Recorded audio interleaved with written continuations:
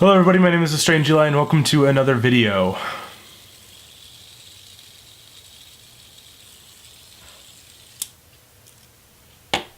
Remember a couple weeks back when I made that video about Rick and Morty Season 3, I had a theory.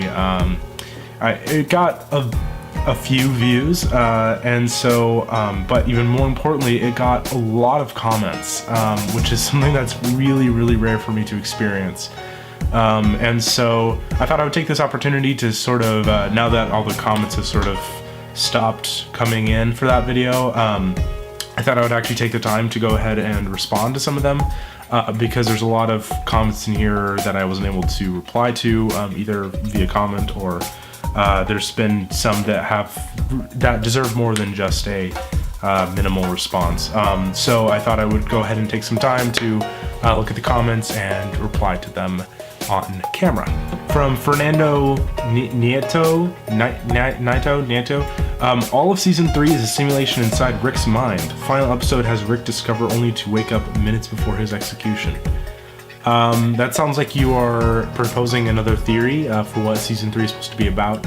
I think that would be really interesting. However, I really doubt they would do that because Rick and Morty is extremely popular, and I feel like it is unlikely that they would stop the show at the end of season 3, which is no doubt going to be their most viewed season yet. But if it was like a web series where they, had an end because it's like, we got to stop doing this for reason X, Y, or Z, I could see them doing that.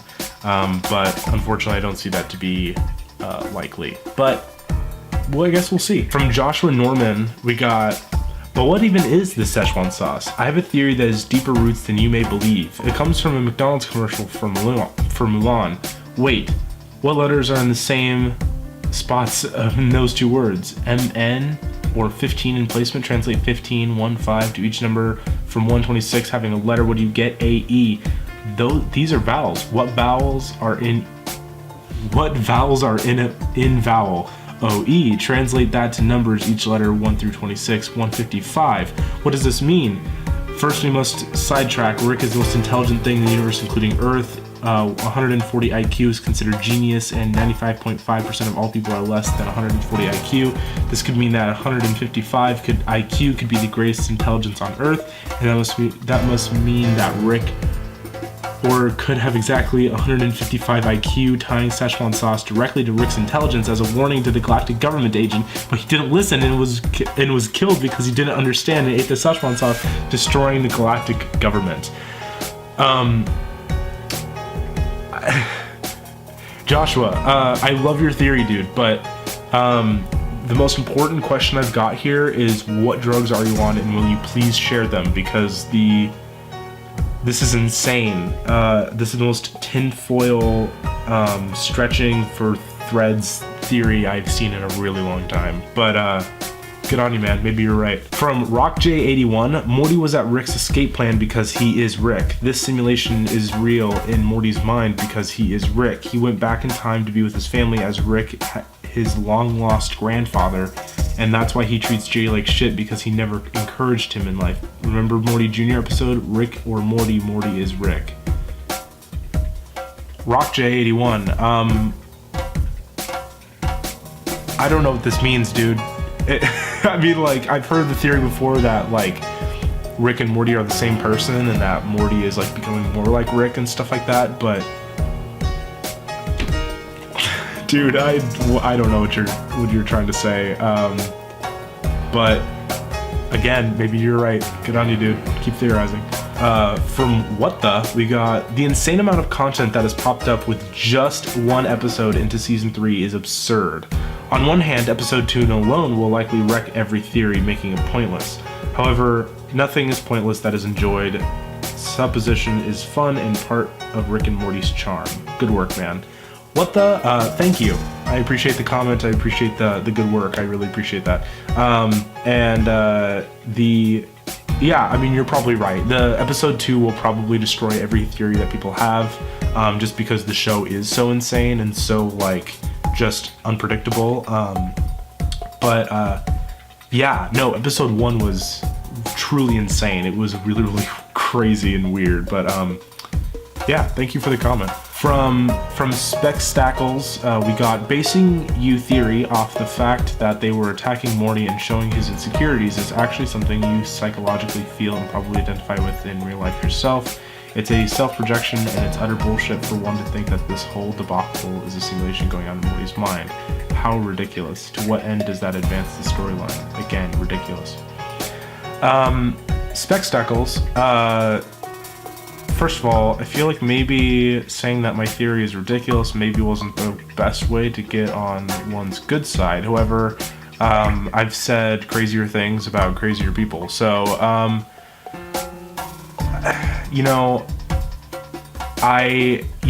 saying that I identify with Morty's insecurities and that's why I kind of like see that theory more, is not unjustified, because I have insecurities just like most people do, about many things.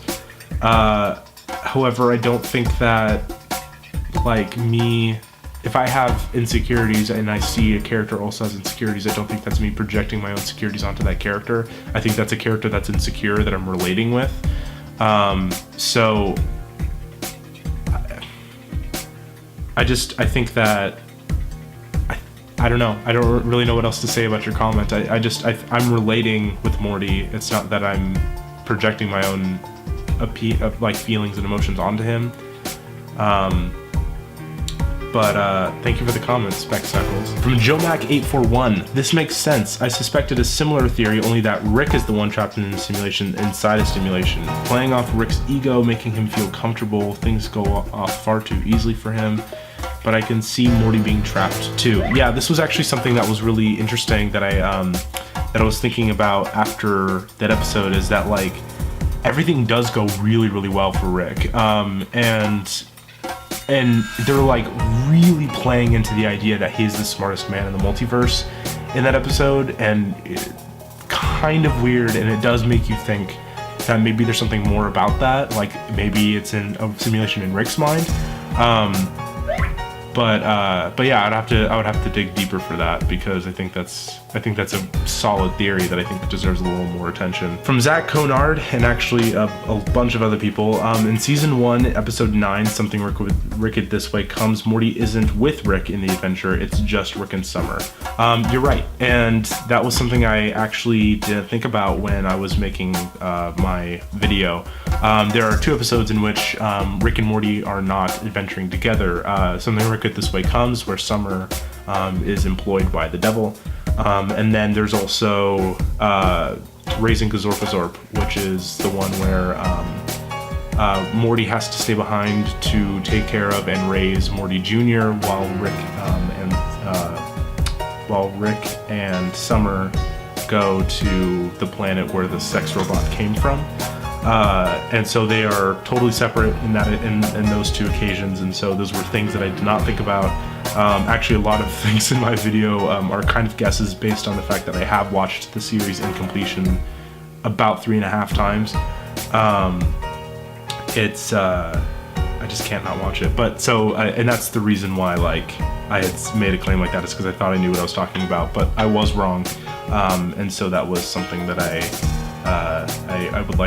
wanted to address when making this video. And then the last one, and this one's from Dane Hodgski, I think. And he says, this guy is gonna be big. And I just wanted to include this as the last comment because I remember the day that this comment came through, and I have the notifications on my phone, so whenever I get a comment on a YouTube video, it like pops up. And I don't remember where I was at. I think I was probably hanging out with my girlfriend, and this comment popped up on my phone, and I read it out loud, and I was like, this guy is gonna be big. And I showed it to my girlfriend, and she was happy and for me, and like, it meant a lot to me, because it's like, it wasn't like, great video, which is also a really great comment. It was like, this video's great. It means more. It means that like this video is great, and also like your future content will be great, and I know that you're gonna find success because of the quality of your content. And so it just meant a lot to me, and so I just wanted to say A personal thank you to Dane Podhodski. If you're watching this video, if you subscribed, then thank you so much, and I really appreciate the comment. Anyways, guys, that's gonna be the end of this video. If you like this kind of video and you want to see me do more videos like this, please leave a like, and in the comments down below, go ahead and just, you know, say what you want to say. I love reading your guys' comments, and it allows me to make videos like this, and it's always fun. I love reading comments and talking to you guys. So, and I'll also leave my Twitter down here somewhere on the screen. So please contact me on Twitter, because that is the easiest way to contact me, and I'm on Twitter all the time. So, anyways, guys, I think that'll be it for today. Thank you so much for leaving all the comments and your continuing support. I really appreciate it. This has easily been the most successful couple of months I've ever had on YouTube, and I hope that it continues. So I'll talk to you all later.